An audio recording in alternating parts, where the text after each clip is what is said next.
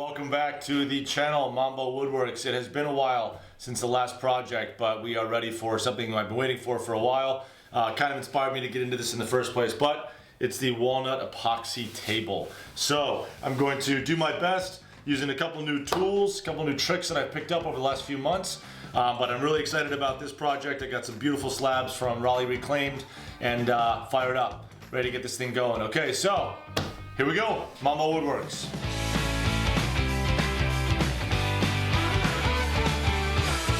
Well, this is Raleigh Reclaimed, and they have recently renovated this space and put all these slabs right out front. I chose a nice 12-foot one that I can use, cut it in half, and I'm going to be able to make 2 tables out of it. I love these guys. They are the best. So one of the first new toys I'm going to be using on this project is a track saw. What I want to do is get a good center line right down the middle of this that I know is going to end up being the outside and against the walls of the molds.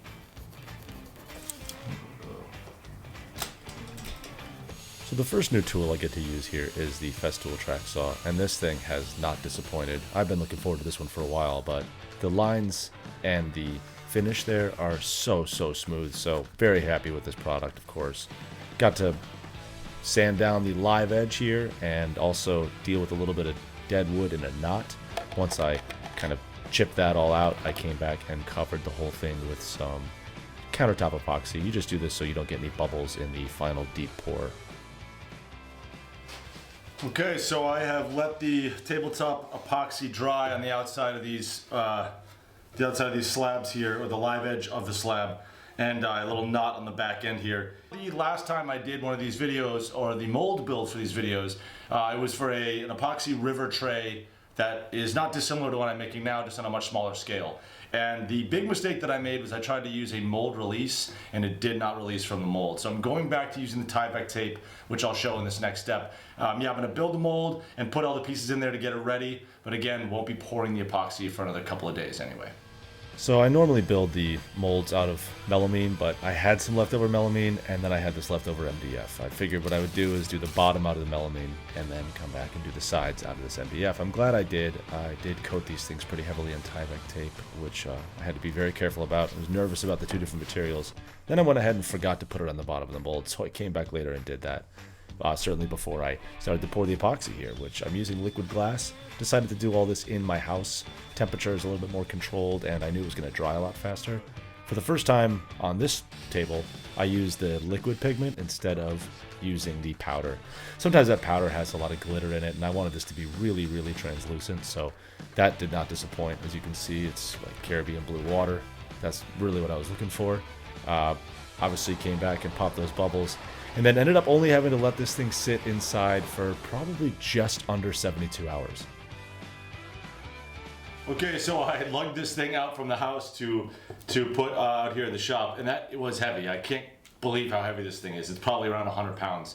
So that's good to know, because I'm going to need to really be sure that my legs are strong enough and the construction is solid enough that that's not going to wobble. This is the heaviest coffee table I've ever felt. So next step with this is going to be breaking it out of the mold, taking the mold apart. I would like to reuse this mold, but it really doesn't usually go very well, so I'm going to do my best. We'll see what happens. And then I'm going to build a router sled and get going, so that's the next step.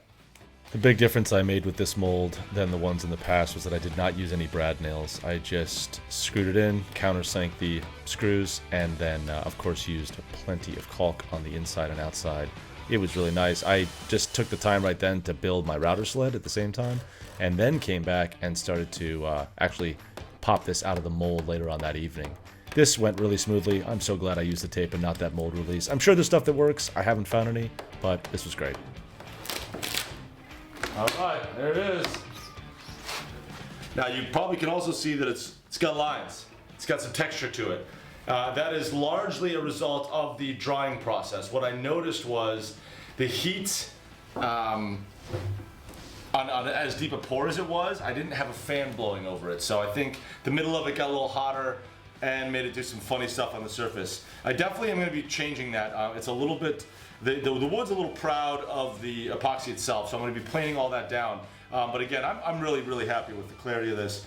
I'm going to flatten it, let the tear out exist, and then go ahead and do the square up, so I'm not shrinking this thing any more than it has to.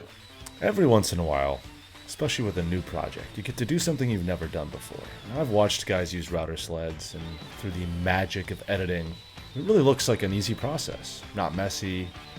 All those guys with all that great desk collection. Yeah, right. All right, I just cleaned the shop for an hour, maybe even 90 minutes after I finished the router sled. That was the messiest thing I've ever done in here, and I will not do that again. Or I'll figure out a way better way to do the dust collection. That sucks. I think probably total I took off a 1/4 inch, maybe 3/8 top and bottom, just to get it nice and flat. Now I'm gonna do some sanding, but I mean, 2 garbage bags full of epoxy and wood. Luckily I have a very cheap and inexpensive air filter, but I mean, everywhere. So I think next time I do it, I'm gonna have someone with me. That sucked. Yeah, it sucked.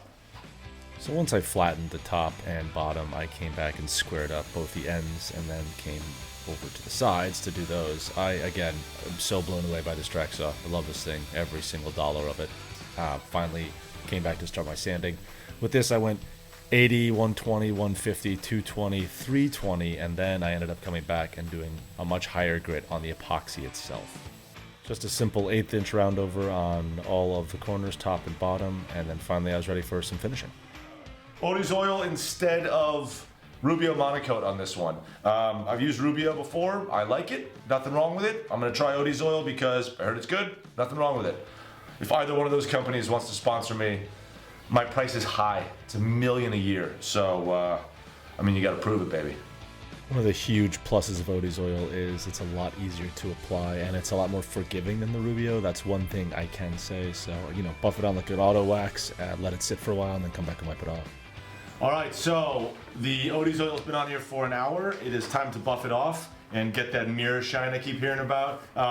Very, very happy with how the epoxy looks in this process. It is very see-through, very translucent. That's what I was hoping for. So here we go, buff time. As the directions suggest, you basically just use a white terry cloth towel and take off as much as you possibly can, and then come back with a clean terry cloth towel to buff it and really try to give it a shine. This was super easy. I mean, honestly, just like putting wax on your car, so no mystery here. And as you can see, it really did turn out pretty well. A little bit of shine, not overbearing. A lot like the Rubio in that respect. It's more matte than it is shiny. And then finally it was time to put the legs on. So I ordered these from Rockler, actually. I had to be careful because I didn't want the top of it to go over the epoxy. So the top of the legs I wanted to just be in the wood. So I found those U-shaped ones and they fit perfectly on this table. 16 inches, it's going to be a coffee table, as the title says. So I drove those in, countersank them, and then put some threaded inserts. My first time using these, and finally and thankfully I did it, and I did it right. I was very, very nervous about this step, so thankfully it did work and looked good. Like I know what I'm doing. You bulb. I'm really proud of this one. 3 years ago I started this little woodworking journey, and tables like this or epoxy river tables were the thing that first got my interest. I loved the idea of the wood and the epoxy kind of creating their own shape. Something about that was really exciting. My real big kid job is that I'm a coach, and so I get to watch people do that all the time, but I haven't experienced it in a while, and I finally get to experience it. And so straight up, this is cool. This is really, really cool. I'm excited about that. So yeah, to all those woodworkers out there who are trying something new